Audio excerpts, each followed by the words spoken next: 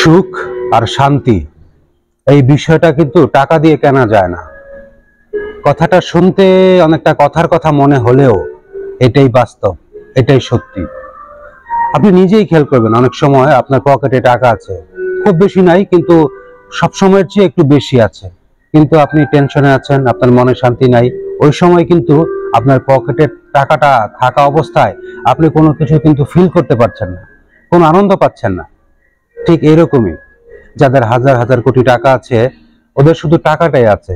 হ্যাঁ, হয়তো ওরা একটা বিলাসী জীবন যাপন করছে, ভালো একটি পরিবেশে তারা থাকছে, ভালো একটি ঘরে দামি খাটে শুয়ে আছে, কিন্তু ঘুম হয় কিনা সেটা আমরা বলতে পারছি না।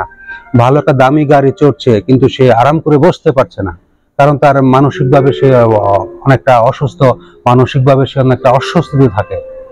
আবার হয়তো তার বাসায় বাবুর্চি আছে বা দামি কোনো রেস্টুরেন্টে গেল, সে দামি দামি খাবার অর্ডার করলো, কিন্তু সে কিন্তু সুস্বাদুভাবে সে টেস্ট নিয়ে সে কিন্তু খেতে পারছে না, কারণ তার স্বস্তি নাই, তার শান্তি নাই।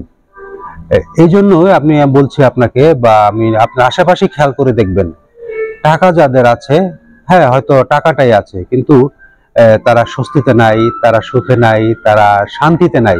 সেটা আমি আপনাদেরকে অনায়াসেই বলতে পারি, কারণ আমি আশেপাশে অনেককে আমি দেখেছি, তাদের ব্যাংক ভর্তি টাকা, অনেক জমি সম্পত্তির মালিক, বড় বড় দালান কোঠায় তারা থাকে, কিন্তু সারাক্ষণ ওদের চেহারা দেখলে মনে হয় তারা কি পরিমাণ অস্বস্তিতে আছে।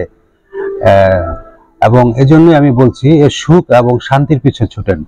টাকা থাকলে ভালো, অনেক সময় টাকা কাজে লাগে, অনেক ক্ষেত্রে কাজে লাগে, কিন্তু শুধু টাকাই যে শান্তি দেয় বা সুখ দেয়, এই কথাটা কিন্তু পুরোপুরি মিথ্যে একটি কথা।